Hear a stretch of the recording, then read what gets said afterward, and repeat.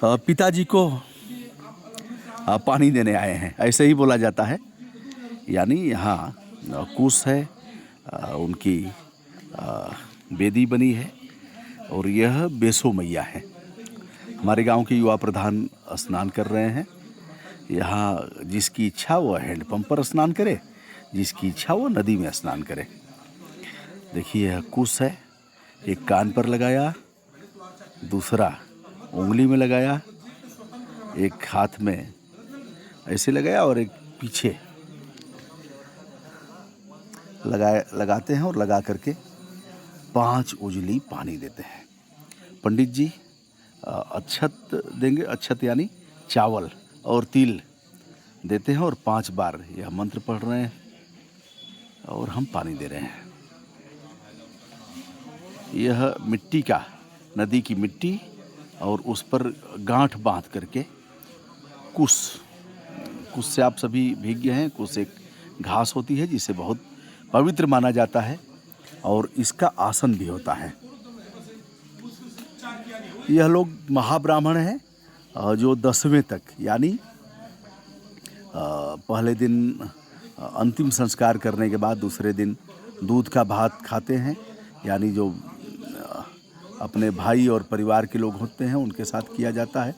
तत्पश्चात ये हमारे चचा के लड़के हैं और बड़े भैया हैं। हमारे परिवार में यही सबसे बड़े हैं, डॉक्टर जय गोविंद दुबे। यह होम्योपैथ के चिकित्सक हैं। गवर्नमेंट कॉलेज से इन्होंने पढ़ाई किया है और ये अध्यापक भी रहे हैं, सेवानिवृत्त हैं। तो यह पंडित जी के लड़के हैं जो मंत्र पढ़ रहे हैं। अब देखिए इसके साथ चावल भी गया, तिल भी गया और इसे मछलियाँ खाएंगी। जो पिंडदान हुआ है उसे भी मछलियाँ खाएंगी, उसे कुत्ते खाएंगे, उसे और भी जीव जंतु खाएंगे। तो इस तरह से तिल और चावल। देखिए पिताजी का एक मिट्टी का और कुश का बना करके इसे बेदी या जो भी बोलते होंगे, इस पर पानी देते हैं। 5 बार 5 उंजली पानी देते हैं। ऐसा माना जाता है कि उस आत्मा को यह पानी मिलता है। मुझे नहीं पता कि जीते जी पानी मिला और बाद में मिलता है कि नहीं मिलता है, जीते जी दिया कि नहीं दिया। यह बेसो मैया है, यह गंगा माँ की सहायक नदी है। हमारे गांव के युवा प्रधान हैं गोलू, जिन्हें हम लोग प्यार से बोलते हैं। प्रधान यही हैं, कोई और नहीं है जैसे। और गंगा यहाँ स्नान करके, और हमारे बड़े भैया हैं, हम सब में अग्रज यही हैं पिताजी के बाद, श्री डॉक्टर जय गोविंद दुबे जी। भैया क्या महत्व है इसका? इसका मूल महत्व यही है कि उस जीव के प्रति जी जो हम लोगों की संवेदना है जी, उसको कैसे हम लोग भूलेंगे। उस जीव के प्रति जो भावना है जी, तो उसको हम लोग 10 दिन में कर लेते हैं जी। तो नदी के किनारे या कोई जलाशय के पास उनका प्रतीक बना करके, जिसमें कुश लगा के मिट्टी का बना दिया जाता है और हम लोग गिनते हैं। पहले के लोग मतलब ये करते थे कि 1 दिन हो गया, 2 दिन हो गया, 3 दिन हो गया, ऐसे क्रम में अंजलि से जलांजलि दे करके हम लोग इतना ही करते हैं कि आज 10वां दिन हो गया और आज जो है उसका एक प्रारूप जो 10वां दिन का है वो कार्यक्रम संपन्न हो गया। अब इसके बाद 13वां दिन, इस भावना को लेकर के हम लोग नदी के किनारे आके उस जीवात्मा के शांति के लिए भी, सनातन धर्म के अनुसार भी, और इस तरह से भी आकर के हम लोग मतलब धर्म और विज्ञान दोनों मिला के हम लोग कार्य करते। और काम दिया गया है कि इसमें चलिए आज यह करना है, वह करना है, स्नान करना है, सामूहिकता है, हम उसको भूल जाए धीरे धीरे। तो दोस्तों अब हम लोग चलते हैं पीपल के वृक्ष के पास, जहाँ घट बांधा गया है और उसके बारे में भी हम आपको बताएंगे। यह देखिए सबका है। यहाँ हमारे केदार जी हैं, नाई हैं, इनके बगैर यह काम संपन्न नहीं हो पाएगा। ये हमारे पंडित जी हैं, इनके बगैर भी यही पानी दिलवाएंगे। और लोग आए हैं, पानी देने का क्रम है यह। अब हम लोग चलते हैं, वहाँ प्रदक्षिणा करना है 5 बार, उसे भी हम बताते हैं। सभी को जोड़ा गया है। गांव के कुम्हार परिवार से मिट्टी का घड़ा आया है और उस बर्तन को ढकने के लिए यह है, जिसे ढकनी, परई और अलग अलग भाषा में लोग बोलते हैं। इसमें छिद्र किया गया है जिससे पानी टपके। आपने देखा इसमें चावल डाला गया। चावल डाल करके हमारे बड़े भाई आदरणीय श्री चंद्रभूषण जी इसमें पानी डाल रहे हैं। और यह पीपल का वृक्ष जो काफ़ी पुराना है, पानी टपकेगा तो इसके नीचे जड़ों तक जाएगा और टपकेगा तो इससे चिड़ियों को भी लाभ मिलेगा, चींटियों को लाभ मिलेगा, चींटे को लाभ मिलेगा। तो यह भी है।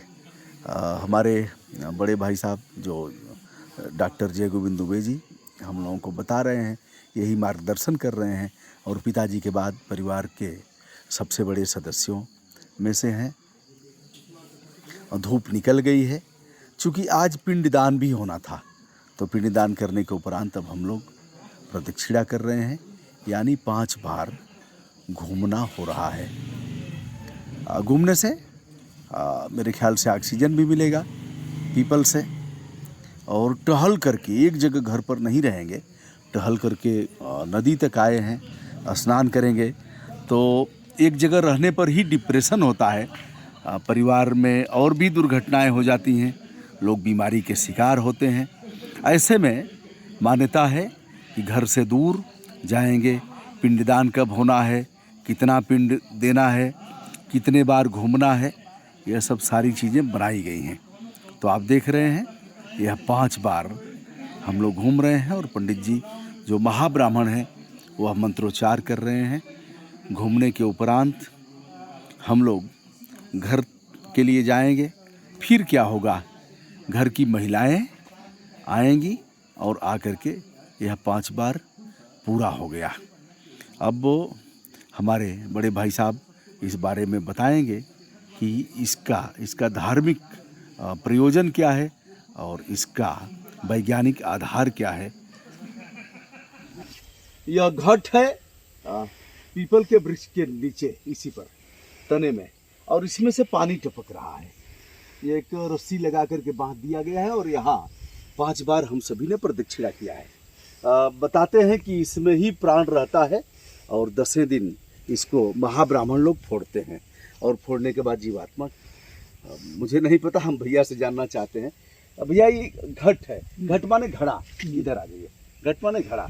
हमें लगता है कि जैसे अगर वैज्ञानिक आधार देखा जाए तो व्यक्ति रोता गाता है, अवसादग्रस्त रहता है, क्योंकि उसी के परिवार का एक सदस्य गया है, भूलने में तो बड़ा समय लगेगा। तो ऐसे में ऑक्सीजन की भी कमी होगी। ऑक्सीजन की कमी पूरा कौन करेगा? ऑक्सीजन की कमी पीपल पूरा करेगा। और पीपल जो प्राण वायु देता है हमेशा, इसीलिए गीता के 10वें अध्याय में भगवान श्री कृष्ण ने कहा है कि मैं वृक्षों में पीपल हूँ, नदियों में गंगा हूँ, यह गंगा की ही सहायक नदी है। तो ऐसे में हम लोगों को ऑक्सीजन मिलेगा, जो भी लोग परिजन हैं। और पानी इसलिए टपकता है कि बेटा एक एक दिन ऐसे ही कम होगा, और जब तक जियो ऐसा जियो कि पूरी दुनिया और सृष्टि तुम्हारी है। तो पानी टपक करके एक तो उससे पानी भी मिलेगा, ऐसे है, और भूलेगा भी। थोड़ा सा महत्व बताया है इसका। सर हमारे पुराणों में ऐसा लिखा है कि विष्णु जो हैं भागवत में निवास करते हैं। भागवत में महापुराण हमारा है जी, 18 पुराण में एक पुराण है, महत्वपूर्ण पुराण है जी। ऐसा है मान्यता में सनातन धर्म के कि भगवान विष्णु जो कृष्ण के रूप में आए थे, उनके मुंह से कही हुई वाणी है जो भागवत में है। तो हम लोग कहते हैं कि पीपल टोटल 100% ऑक्सीजन देने वाला पौधा है। तो इसलिए हम लोग, क्योंकि ऑक्सीजन के अभाव में ही ये जीवात्मा निकलती है, ऐसा बताते हैं लोग। तो सारे लोग क्योंकि उससे विक्षिप्त हैं, तो आ करके यहाँ घूम करके और यहाँ का ऑक्सीजन अपने में ले करके और जल के रूप में उसकी जड़ में पानी गिरता है। तो विज्ञान के रूप में तो ये है कि मैंने इसको भी पानी में, इसकी जड़ को भी पानी मिल रहा है, क्योंकि इतने समाज को लेके चल रहा है। तो ये हरा भरा होना चाहिए, इसलिए इसकी सुरक्षा में भी जल गिरता है।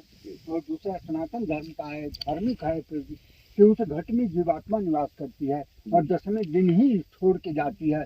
तो जो एक मान्यता प्राप्त वर्ग है ब्राह्मण का, वही आके इसको तोड़ता है और वही बनवाता है।